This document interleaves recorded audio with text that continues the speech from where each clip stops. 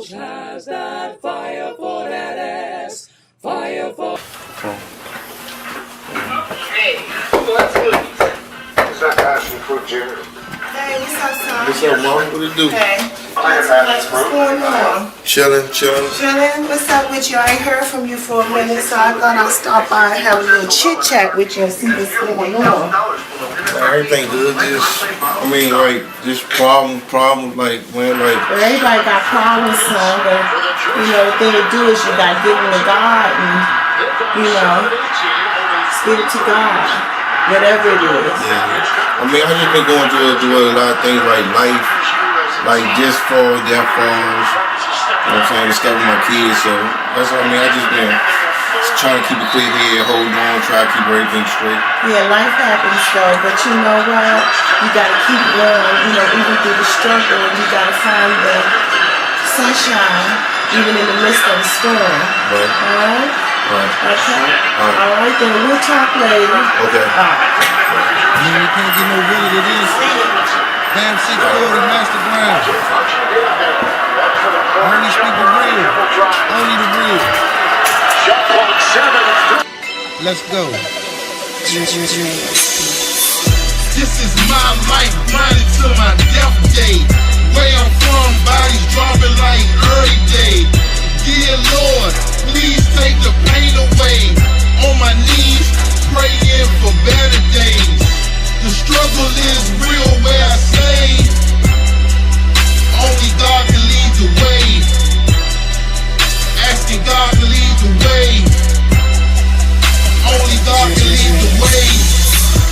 The hardest city to survive in, full of pretenders and fake friends. If I had to do it, I'd do it over again. The road to success can be so hard. Dealt the fucked up hand, but I still play my card. Tobias shot his grandfather, he was off the dippers. God bless his life, cause in reality he gotta deal with that. Live my life with no regret. Every day struggling, depending on the welfare check. Most niggas can't get a job, too many felonies, so they forced to sell drugs and rob. Kids gotta eat and clothes ain't free. It's fucked up being homeless in DC. Bills stacking, and your girl think you snacking. Hood think you switched up cause you been missing in action. Damn, what a hell of a reaction, what a hell of a reaction. This is my life, grinding to my death day. Where I'm from, bodies dropping like every day. Dear Lord, please take the pain away. On my knees, praying for better days. The struggle is real where I say only God can lead the way. Asking God to lead the way. Only God can lead the way. It's my confession, but I ain't from ATL. Mom raised me right, I hit the block and made drugs sell. When Wayne came out with the block is hot, nigga real talk, I had my block on lock. Then I got shot by the cops, still never stopped. Put my pain in my music, I can't be stopped. Impossible mission, young nigga pay attention. I wouldn't have been in that position if I would've listened. They got gunned down over a dice game, we live fucked up. The streets is a dirty game, streets like the rap game. Everybody want a name, pray for better days. It's the struggle where I stay, and only God can lead the way. It's a struggle where I stay, and only God can lead the way. And only God can lead the way. This is my life, grinding to my death day. Where I'm from, bodies dropping like every day. Dear Lord, please take the pain away. On my knees, praying for better days. The struggle is real where I say only God can lead the way. Asking God to lead the way. Only God can lead the way.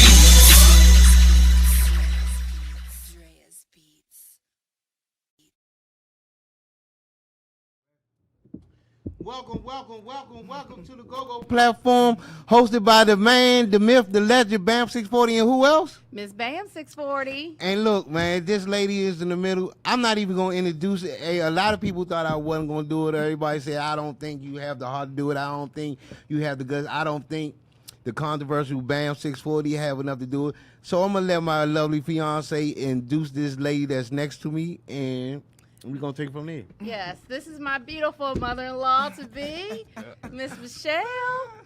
This is Bam 640's mama, y'all. Yeah, no gimmicks, man. No gimmicks. Ain't a joke, y'all. Gimmicks, That's my son. gimmicks, and no gimmicks. That's him. One and only. This is me, so I'm down. Like, y'all can leave in the comments any questions y'all want to ask moms or whatever. So I'm gonna let Nicole ask. What she don't know about me. So we're gonna get that out of the way. Also, we are definitely celebrating the survivors of domestic violence and breast cancer and cancer awareness month. Why we gonna do this all in one show? We got Shasha, we got Miss J from Society 66. You know that's my homie right there for life. So go ahead, baby, take it away. So it's a lot to talk about. First of all, we're going to come with the statistics about breast cancer and what women need to know. First of all, if you have someone in your immediate family that has fought breast cancer, it has passed away from breast cancer, you need to get your mammograms done before you're 40.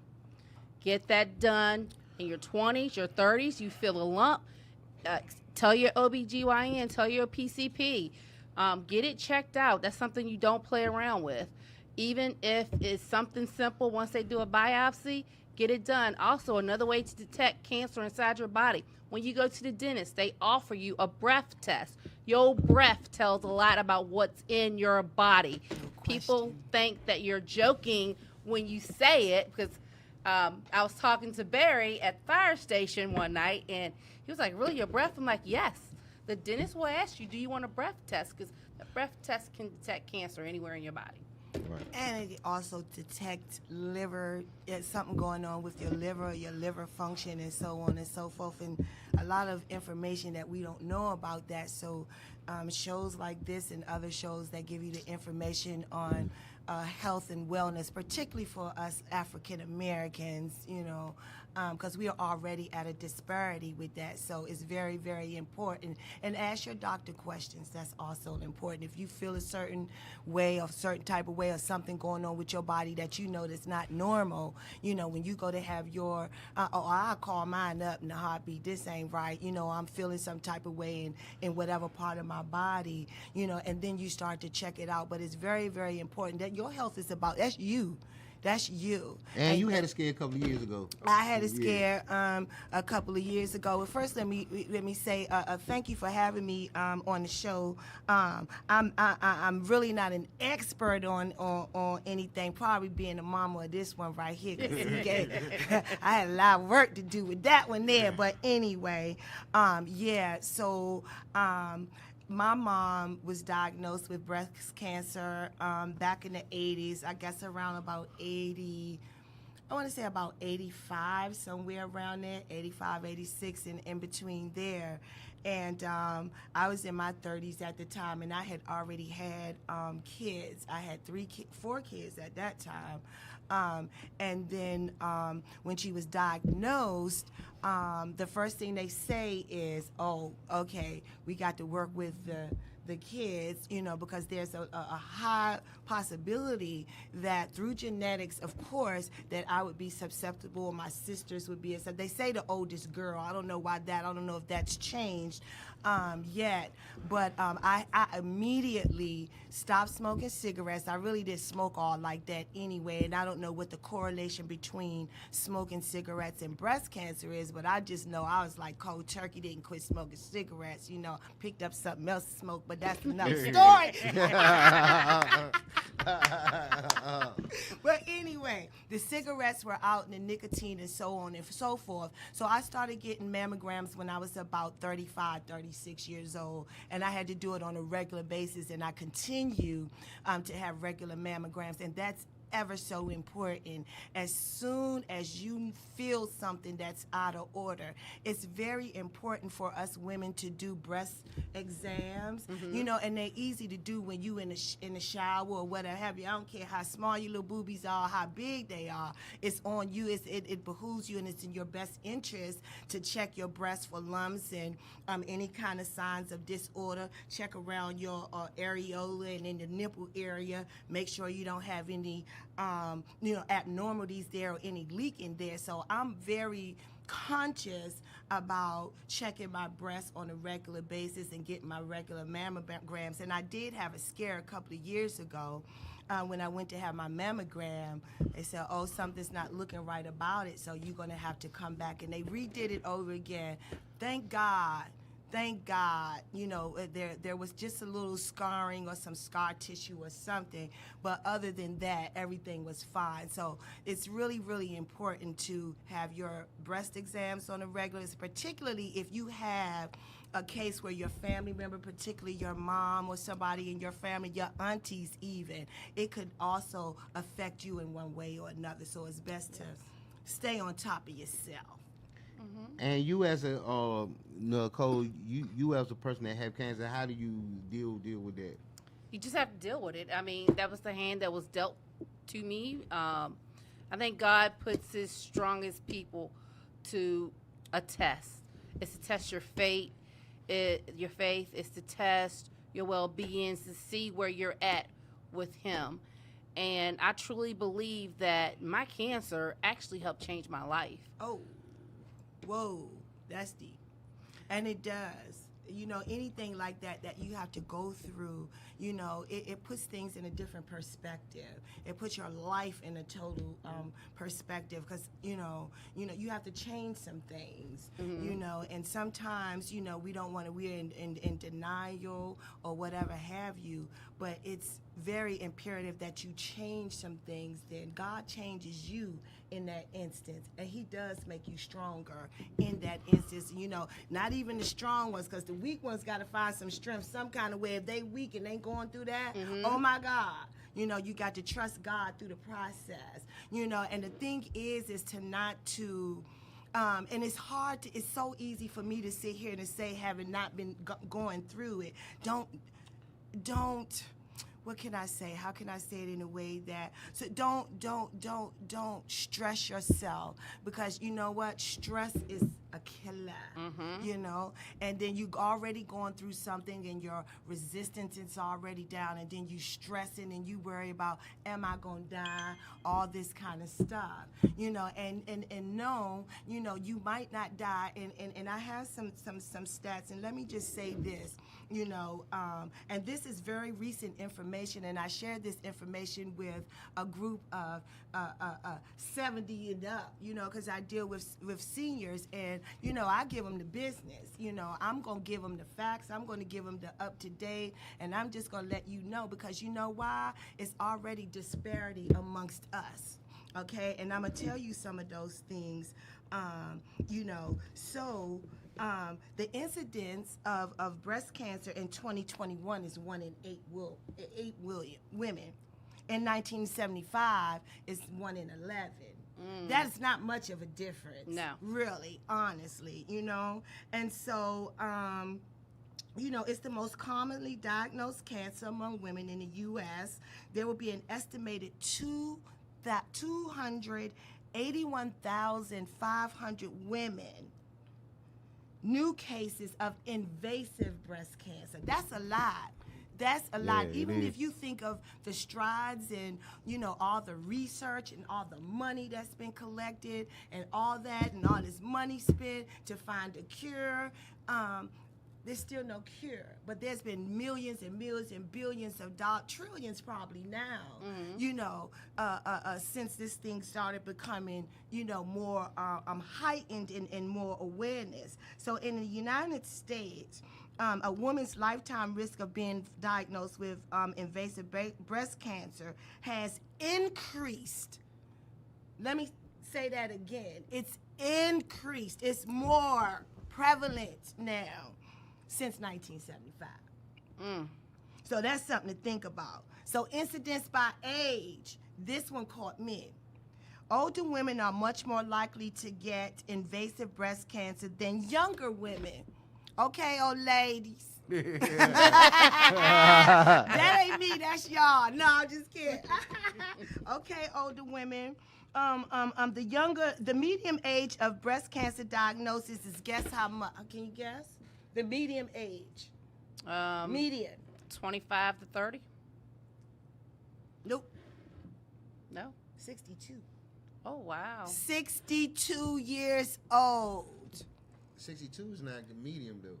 It's the median age of breast cancer diagnosis. Oh, okay. 62 years of age. Women that are 62 years of age. That's the median. So the median is they take the average number of women with breast cancer and divide it, to get that median age. And that median age is 62.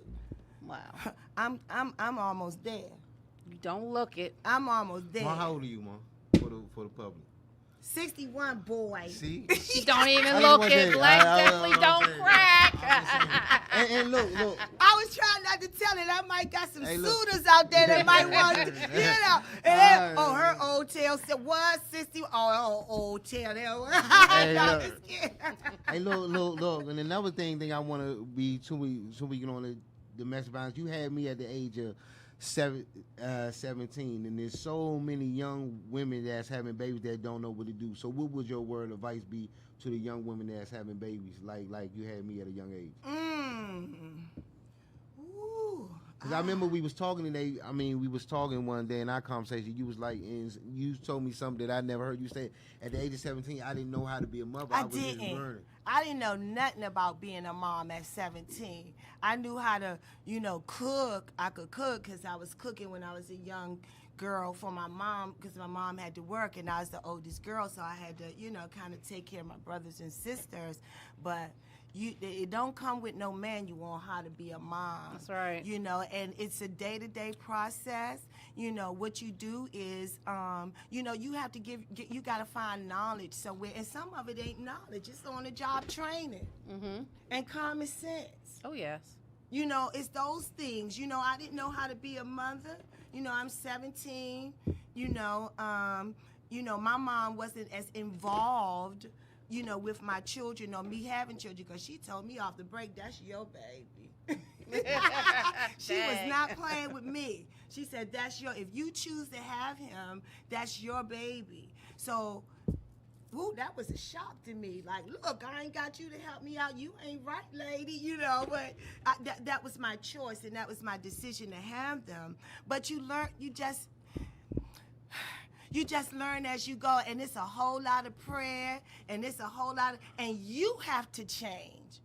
You have to change. Yes. You have to grow up real fast. You can't do the things that you were doing 16, 17 years old, and you got a baby, that you got to care for. That wasn't my mama's baby. That was my baby. And my mom told me off the break, I ain't no babysitter. I ain't that type of grandma. So, I had to grow up real fast. But I didn't get it. I'm telling you, you're not going to always have it. You're not going to always have the answer. There's always going to be trial and error. And for me, my kids are 4 years apart, and I'm thinking that between a couple of them is only 3, but for the most part, they're all 4 years apart. And so, you learn with the first one, I was on 0 mommy skills. I ain't had none. I was just a mess. I was faking it till I made it. But I still didn't do the right things all the time. And you're going to make mistakes, so don't be afraid to ask questions. If you don't know, then that's our thing. We let pride get on our way. Oh, I ain't trying to ask them because, they're going to, and I don't care what they think. I got to ask the question if it's something that you need to know. And let me say this, young ladies, that, I can't tell you what to do with your bodies or whatever have you. We can all say, and I tell my girls the same thing, take your time, have your kids learn yourself first, because I ain't know me. I didn't know me. I didn't even know how to be a woman. I wasn't no woman. I was a girl. you know? And so I had to become a woman real, real fast. And I didn't even know who I was. I didn't know who I wanted to be. And I didn't know what to do with this one right here. Okay? But, you know, I did have, and my blessing was that outside of my mom, that on both sides, on his dad's side and on my mom's side, my brothers and sisters, they were my support system. You know, I had 2 brothers, so, you know, they kind of, you know, got with that one when he needed that, you know, part. And then his uncles on his other side, they were involved, you know, in his life. And that's important, too, because we can't do everything by ourselves all the time. Can't. A support system is really, really, really essential in life, you know. And so as you go, you learn as you go. You know, and then with each one, I learned something more that I could use with the next one. I might not have got it all right with him, but some things changed when I had the second one. Mm-hmm. And they like night and day. That's They how my like kids night are. and day. They like night and day. One's a boy and the next one is a girl. You know, and so they have their differences, you know, and you have to learn them. And also as parents, people, your kids are not cookie cutter. You know, so and then don't inflict what you want them, you know, you teach them right and wrongs, you teach them morals, you teach them respect, you teach them that education is important, you teach them the importance of, you know, living a healthy life and so on and so forth. But sometimes all that fall by the wayside when you live in life. Because life presents you with some challenges that you ain't ready for. I know that's right. You ain't ready for it, and then you ain't gonna know which way to go. You know, but you use your little instincts that you got, and then you use your support systems that you got. And for all y'all to think that you could do it by yourself, no, my goodness, it takes a village. Yes. It really does. It really does, because what you don't know, somebody else may know. And so I couldn't raise my son to be a man, so to speak. And it's just not, I don't know how to be a man. I know what I want from a man. I know what a man should be. But when it comes to instilling that in my son, and thank God he was the only son, oh, Jesus, because I wasn't equipped for that. And his dad wasn't in his life. You know, so I had to use the gentleman, you know, the positive ones. And then there was some negative ones too. I ain't even gonna lie, because I ain't had my mind right at some times. But you have to find support systems that will enhance their lives in a positive, or impact their lives positively. This one had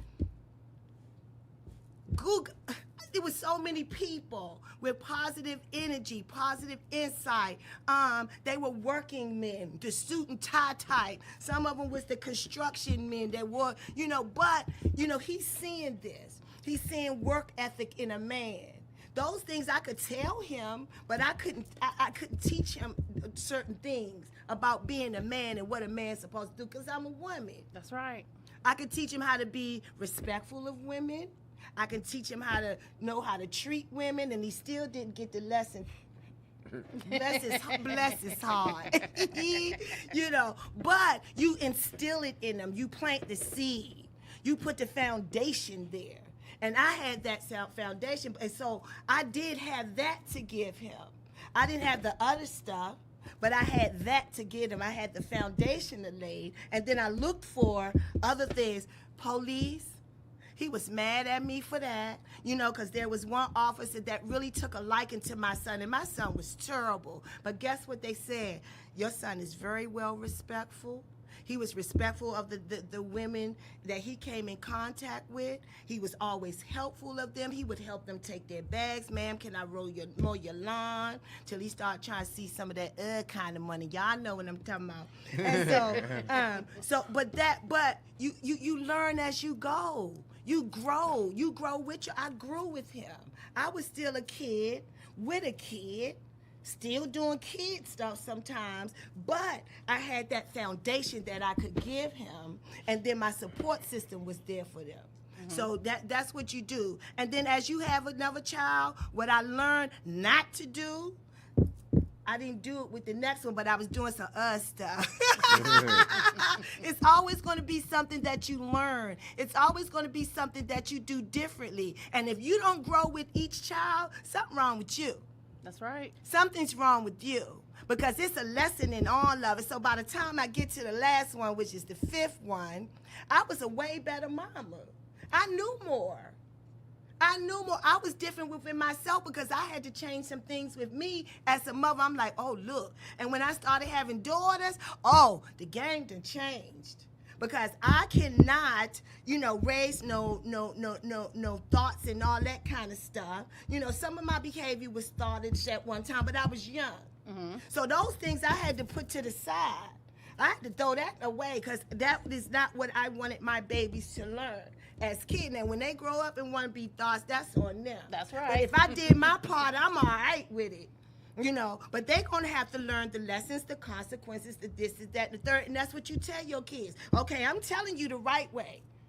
But if you decide to go this way, I ain't paying the price for you, you are. And that's just it. And they have to take that, and your kids have to be receptive to that, and a lot of these, especially nowadays, because you know why? We wanted to be our kids' friend. And I remember I told mine, I ain't your friend. I'm your mama first. And then sometimes they don't like that mama part. They don't. They want you to be, yes, I want that type of mama. And when I had him, I told him, I'm not going to raise you like I raised you. You're not my daughter. I'm not going to raise you like a girl. I now just wasn't going to do it. I got some kind of way instilling you that you are a man. You're going to grow up to be a man. You know what I'm saying? With your choices or whatever else, that's something different. But what I wanted to do was make sure that my son was a man, God-fearing, of course, because you can't do nothing without God. Y'all can say what you want.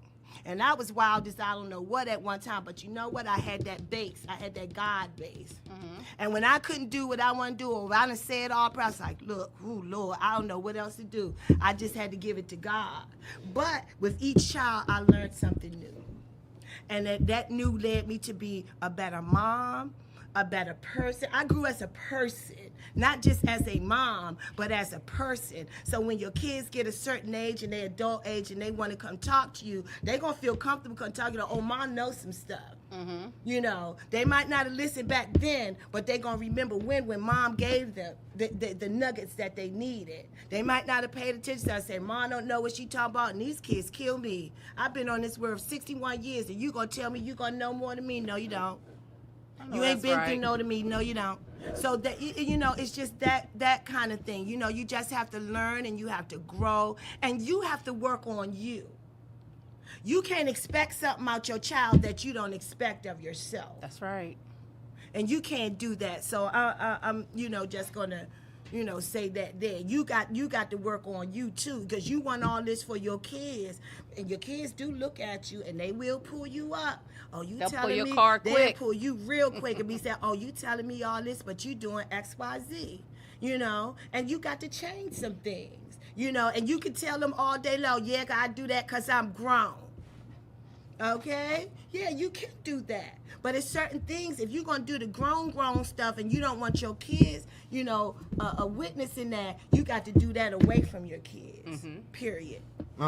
So while we on a go subject, people ask me, how did you get here?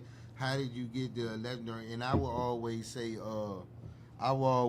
Big G. So his growth from you know what I'm saying, since he first started. So first of all, your relationship with Gang and how you seen his growth from back then from now. Whoa, major, and Big G, and for all y'all know, his name is Bam 640, but we really won in 640 building. We was across the street. But anyway, even with that,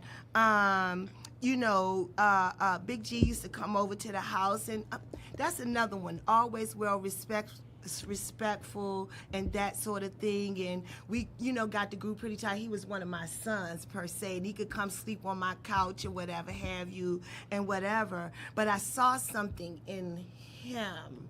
He had something in him that was way up here, and he might not have knew it right then. He was working on it, but I saw it was something about him that I knew that he was going to go on to do, good things and great things and different things outside of what his environment was, and so, I'm so proud of him, let me say that, of the man that he has become. I wasn't his mom, but I gave him that kind of motherly, he would listen to me. I could talk to him. He would ask questions and everything else, just like he was one of my kids. And I would do him just like he was one of my kids, like with all my kids' friends. Ooh, they got on my nerve. Can you imagine you had 5 kids and all their friends calling you mom and all at your house and everything else? But you know what? For me, that helped me too.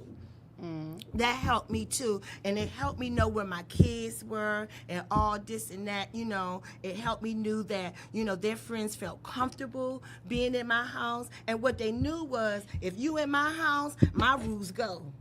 You don't come in here and do what you want to do up in here, because you like one of mine. If you up in here, you like one of mine. You got to do what they do, except for do their chores. You ain't had to do that. But anyway, but it was something about Genghis that, I saw, but the environment that we were in at the time, because I think when I first moved up there, it was an open-air drug market. I mean, something terrible up there. And so, but the outlet that he took for himself kind of, took him out of the up in the mix. If that environment is around you, sometimes you can be enticed to go that way, and I saw that in my son. But what happened was, when the relationship with Big G is, he saw something and said, man, I want to do that too. And I was looking at him like, boy, you stutter. How you gonna rap? I said, how you gonna rap and you stutter?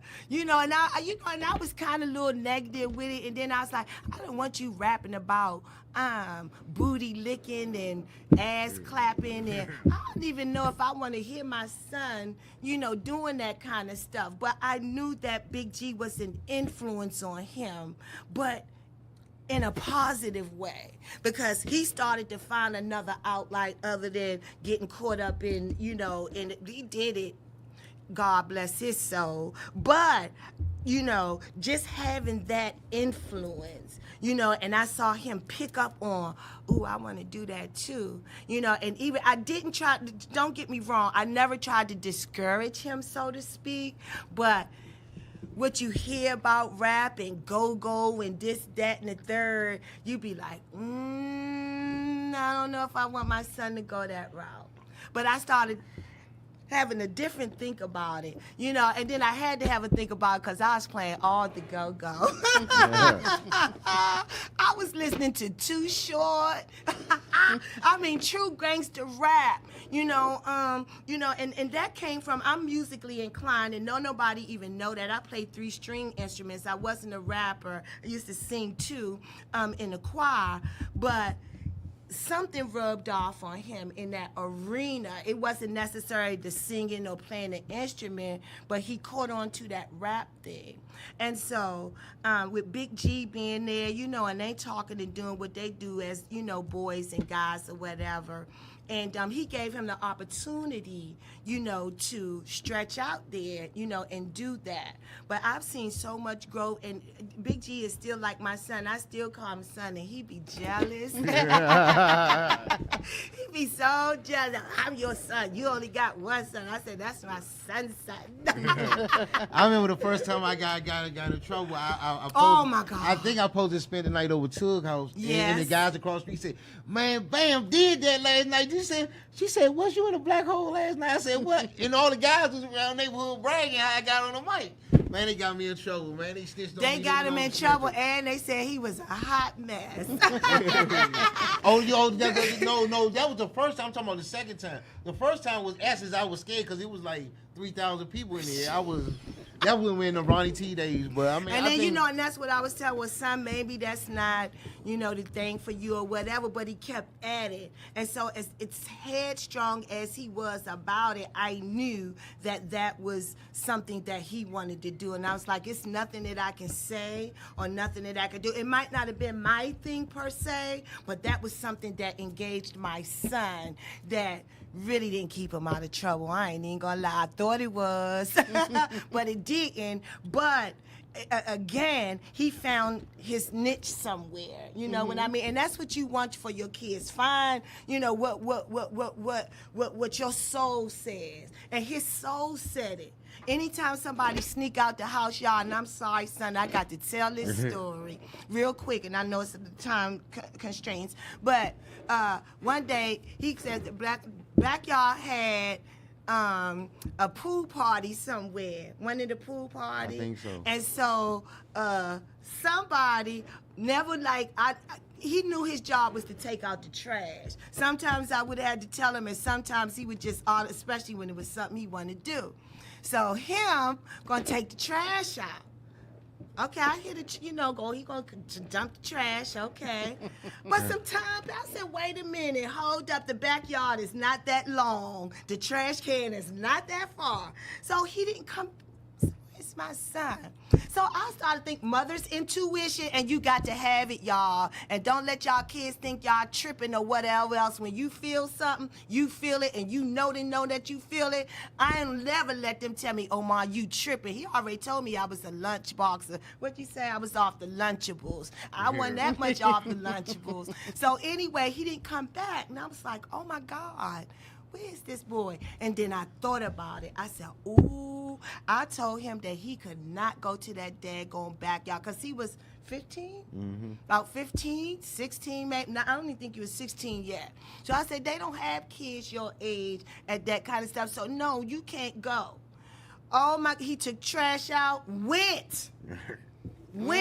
So the sun was coming down, y'all, and I'm gonna tell y'all, and my son will tell you, and my kids thought that I was the meanest lady on this earth. They friends didn't, but they did. So the sun's setting, it's getting dark. And so I'm like, oh, heck no. And y'all know what? I will tap a butt. He'll tell you. I ain't like punch him in the chest or none of that, but I light that tail up. So I had this belt wrapped around my hand, and I started walking up the street, and I see this police car turn the corner. God in heaven knows, I don't know what made me look over there in that police car. I see Peanut Head in the back. So I'm waving the officer. The officer stopped. He said, ma'am, are you all right? I said, I said, that's my son back there. What'd he do? That's the first thing I said, what'd he do? So the officer said, let me tell you about your son. I said, oh, Lord. Your son stopped at the Safeway up on Georgia Avenue. That's when they had payphones still. And he called the police and told the police that he couldn't go home because his mama was going to beat him. Oh, Lord. So I'm like, oh, I was so upset. I was pissed. I said, officer, I said, let me tell you something. I know you might want to lock me up because I'm going to whoop that ass. And I said, I'm going to whoop that ass. I said, you know why? I said, because I told him that he could not go to this pool party, dance, pool, park thing, whatever it was. And he dumped the trash and snuck out and didn't come back. That officer snatched that door open. He said, Mom, whoop that ass for me too. I tore that up. I said, don't you.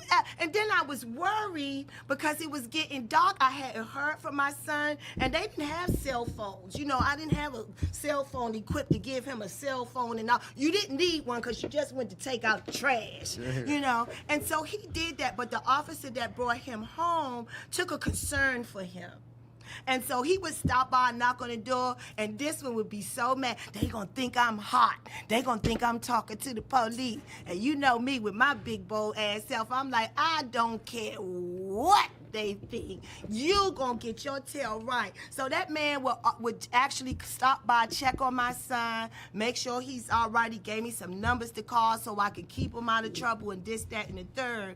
But they killed him. That was Officer Gibson. I don't know if y'all remember. He got killed up on Georgia by the IBAC. And he would come and actually really take an interest in my son, and he would give me these numbers to call. And the thing that really kind of pissed me off with that was that when I would call these numbers, they would ask me if my son was in the system. And I'm like, well, how the hell you sound is my son in the system? No, he ain't in the system. I'm trying to keep him from out the system. That's why I'm calling. But they wouldn't, there wasn't a lot. And then the ones that would help him, the church guys, he didn't want them. Because they was church, and he would say, I'm a rapper. And I was like, you ain't no rapper, boy.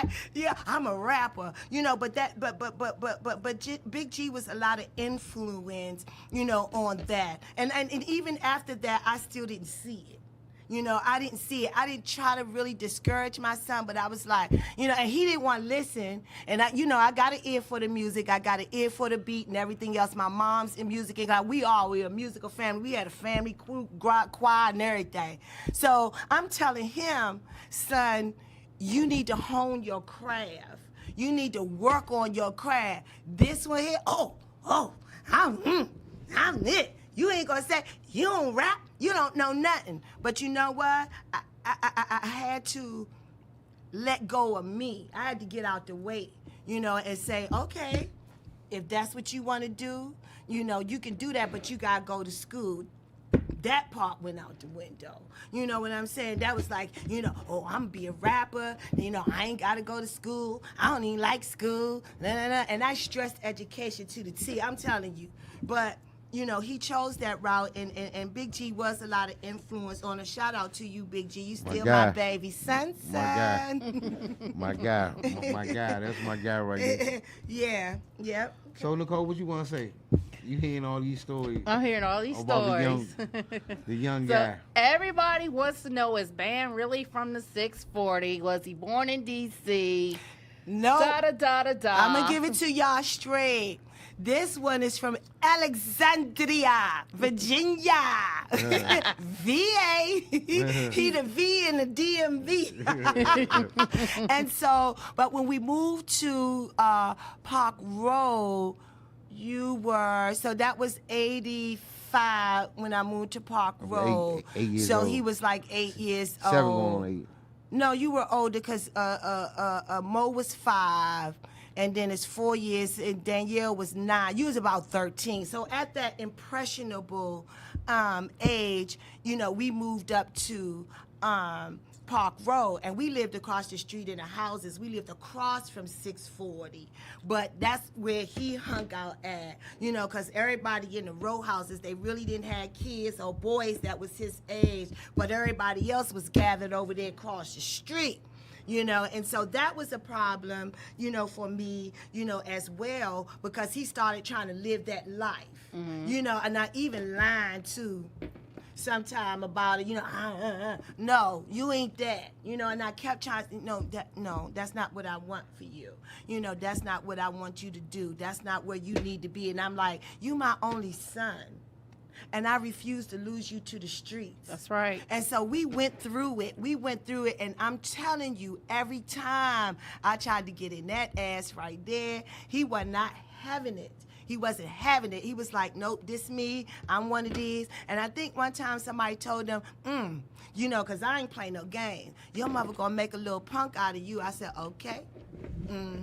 I said, well, if he going to be a punk, he gonna be the most respectful, best damn punk you done never seen. You know, I went bold like that. You know, because that's my son and that's my one and only, and I did not want him to be a statistic either way. Right.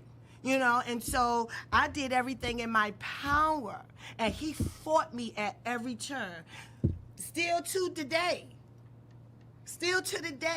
My son and I just getting to a point where we can sit like this. You know, because at one time it's like, boom, you up.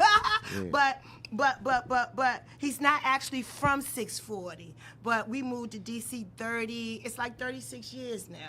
And so, but he bought into that, and his friends were there. His friends that he went to school with. I wasn't over. born up 640, He but I was wasn't raised up born 640. up 640. But I was raised up 640. But he grew up his younger, not really the little age, but the teenage years. You know, he grew up 640, and he owned it. I'm from 640. I said, you not. Your address is 621. But that one, you know, that wasn't this, and so. That's what it is. You know, they told me the other day when I told my seniors that I was from VA, and they were like, you from VA? I said, no. I said, I'm from VA, but I lived in D.C. 36 years. I love D.C. I think I'm like the only one of my siblings that moved to D.C. They was like, you moving to D.C.? Yeah, because I love it. You know, I did, and I still do. I do. I love the city. You know, I hate the state that we're in right now with these murders and so on and so forth, and the killing of each other and the dire straits. But he's not from 640. He grew up. No, I was born in Alexandria, Virginia, but really I'm from most of my years of my life, I was up 640. So, Mom, what do you think? What do you think? After we get married, should it be bam 540? What's your address? 540. Okay, 540. But I'm just saying this, though. I'm saying I wasn't actually born up 640, but my child, I went to elementary school there. Yeah. And all my friends, I wouldn't have got close to Big G if we wasn't up 640. Yeah. Right, so I'm saying, that's I'm what gonna I'm agree saying. with that, but from born, bred, and raised, no. Born, but raised up there, I was. Yeah, in your most impressionable years. See what I'm saying? That's what I'm saying. So y'all got the truth straight from the mama's mouth. 640 for life. All my friends, my closest friends from Tug to Dre to everybody is from 640. Yeah, my closest, my true friends, that. my Lil Man, rest in peace, all of them is like, yeah, true that's that. 640, You know, so and that's like, true. that's And what you I'm know saying. what, y'all, he lived that, and you know what, and from that point on, I'm just like, okay. You know, that's what you want, that's what you want. And then when you get old enough to, you know, to do what you do or make your own decisions and determinations, you know, and he always said, you know, he was from 640, you know, and that's where he got his little rap at that daggone black hole. And, you know, I'm telling you about his little punk self at the back hole. One day, he snuck out again. That's when you know what, y'all, that's when I really, really, really realized that he was about that rap game life. I know.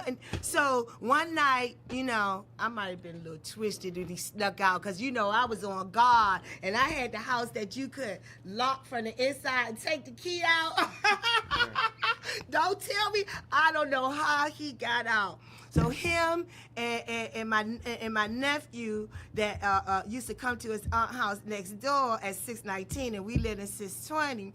So one night, I'm in there, and the next thing I know, first of all, I had heard all these gunshots. I was like, oh my God. So, you know, I'm getting up as a mom, looking, making sure everything cool. Ain't no bullets throughout, when you know, and all that. Where's my son? He wasn't in there. I'm like, oh, God. I opened the door after all the bullets were down, because I ain't really crazy, y'all. But after I didn't hear no more gunshots, I opened the door, crossed the street, hide, crouched down under car. Oh, yeah. Him and my nephew. My nephew crying, laughing at him because he was so scared. Because he had never dealt with nothing like that at that particular time. And so, and you know what? And that was the lesson for him, for me. I ain't whooped that tail that time. I was like, yeah, you got that ass whooped right there because you got scared. Scared is all. Why? And you know what? I didn't laugh at first because I was like, ooh, thank you, Lord Jesus, that did nothing happen to my nephew and my son out there sneaking. But, honey, if y'all could have seen that scared ass, but at least he had enough sense to duck and cover. I said, oh, he got good sense to do that. But, you know, that was one of his scary moments, you know, up there. And there's a lot of moments up there, and there's a lot still as a grown man that you're going to learn about him.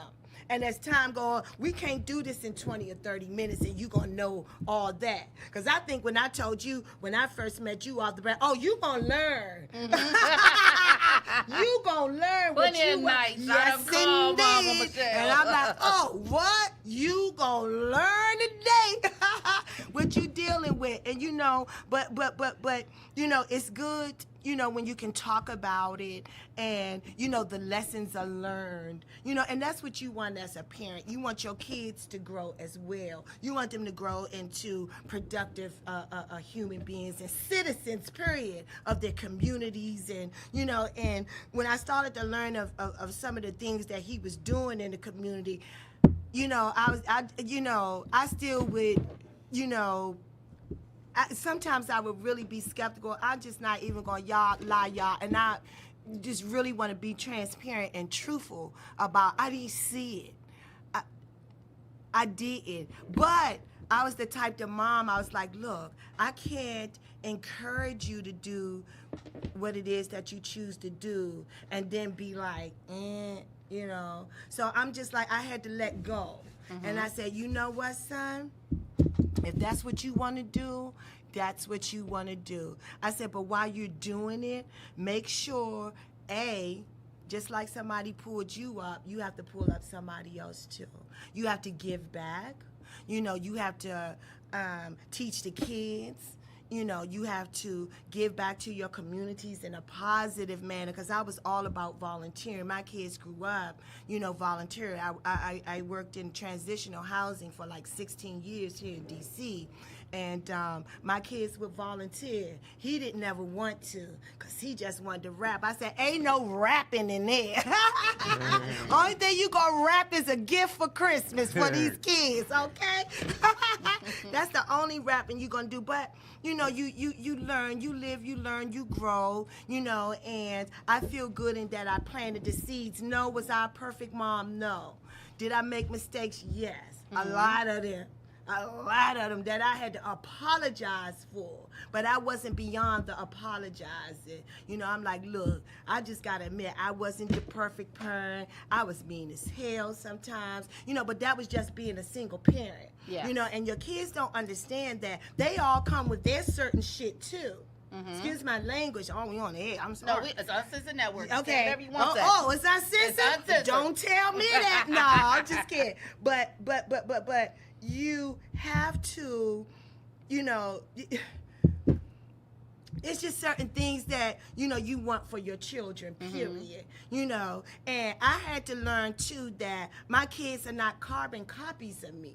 I can't expect my son to be me, do me. I can't expect my daughters to be me, do what I do what I say, No, because they're individuals. That's right. And then your kids don't realize is that you have to deal with them individually. That's where we get it twisted. It's not no one size fit all, because they all come with their own sets of personalities, and different things that they bring to the table that you got to deal with in a way. The stuff that I dealt with my daughters, I couldn't deal with it like that with him. I had to do it a different way. Because I'm like, first, you ain't going to be no soft, little girl around me. You want to be that, you be that somewhere else with somebody else. But you have to learn that your kids are individuals, as are you. You are too. So you come with your own set of stuff. Your kids come with their stuff. And what your kids don't realize as they're growing up and you are training them, they don't see that part. There's like, oh, you treat her better than you treat me. No, I don't. I get that no, all the I time. don't. I do not. You don't see what me and her go through. You don't see that part. And then with him being the oldest and out the picture at a young, you didn't see none of that. So the first thing in his mind is, you treat the girls better than you do me. No, I treat the girls differently than I do you, but not better than I do you. Because I get in that ass too. So that your kids don't realize that though, but you as a parent have to realize that. And I had to learn that, and it was just like no one size don't fit every child. Because with the baby girl, she way different from the other two in the middle. But what I did instill in them, you going to school, you getting your diploma before you have a baby. And they did not play with me. Thank you. They didn't play with me. Now, my daughter, the oldest one is 36. She got one child, is 15. The other one is 33. She got one child, is 12. Even him, what I thought was going to be a rapper and a D-slinger, I thought I was going to have all these children, all all these grandkids so well. I was like, oh, Lord. Because, you know, my mentality is that comes with the lifestyle. So you out here, all these women, and they shaking and clapping all in your face and rubbing up on your ding-ding. I know you're a man, so I know, you know, you're going to get enticed and excited, you know, by that. But what my thing is don't be slinging your thing everywhere and having all these kids, and then you not taking care of them. Don't be like your dads. Mm-hmm. And that was my thing. And so I wanted for him to get his education first. You know why? Because Mommy didn't. I went to the 12th grade. I had him in the 12th grade. My baby was sick. My baby had severe asthma. I almost lost my child. I almost lost him in childbirth and myself. So that was a whole thing, you know, set of issues too. So I had to learn how to take care of son that had asthma. And I went back to school. I went to school, I worked, then I went back to work. You know, so I was doing a whole lot as a single young parent, trying to get my life on track. You know, so, but, you know, with it, you know, you get that, but you're going to get a whole lot of stuff. Just be ready for it. Yeah. You in for it. Hey, so now, hey, we want to take a break and get Miss J up here. And Sha the mouthpiece, one of my mentors when I was coming up hosting this here to talk about her brand and hold the whole domestic violence thing. And I need my mother up here for the segment. I'm going to step in the back because, hey, listen. Domestic violence but is real. I seen my mother whoop a lot of niggas' ass. I ain't gonna say it.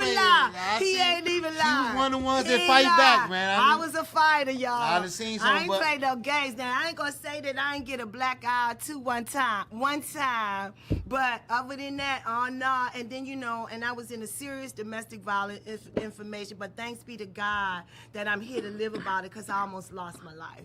Right, and then we gonna get Sha, Ms. J, but we gonna the breast cancer, and then they gonna.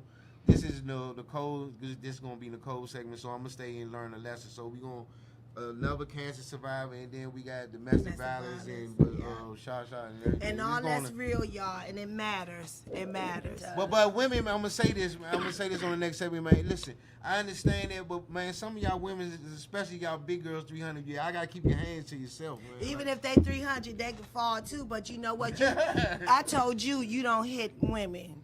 You know, I don't hit women though. I asked her, do I hit women? You better not hit. You better not do I hit hit one. women? No. Well, y'all heard you hit one, but that's okay. I did, but she was big. That was a. It doesn't matter. Man, she had me leaning and dazing. I had to fire back. That I ain't. It don't matter. It don't. You know, it don't matter. Hey, some of them punches are harder than others. Thank you. See, yeah, exactly. Thank you. See what I'm saying?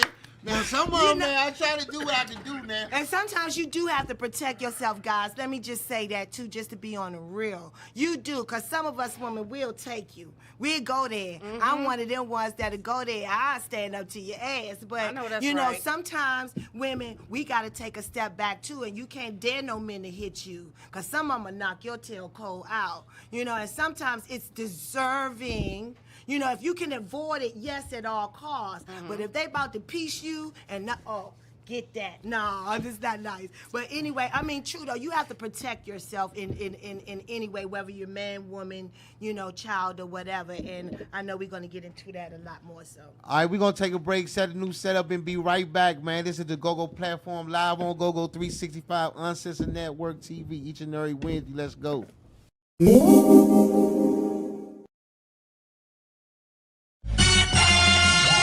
New shit. Ay. 2011, 2011, 2011. They want to owe 2011. First beginning, 2011. EP11. Brand new shit. The spectrum, get it and wrapped up. Walk no time, we a fucking house wrecker. You gon' like, we on swole. 2011 shit out of control. Brand new shit, man, we drop the chops. Backyard nigga drop shit on lock. And TY, what that be? First they could've got love for T. West side, that's where I be. Collect funds so frequently. Smoke push when you ride with me. Man, the boys, they gon' let you see. 2011 don't give a fuck. They want time. the master buzz. My niggas slanging Christmas buzz. One more time while we up in the club. Hey, wait. 38 son. I know you wanna get high. I can see you how you looking sideways. Take a hit and it's suicide. Trying to end up like the boys all day. It's the new 20 era. And you know they got this dope shit all day.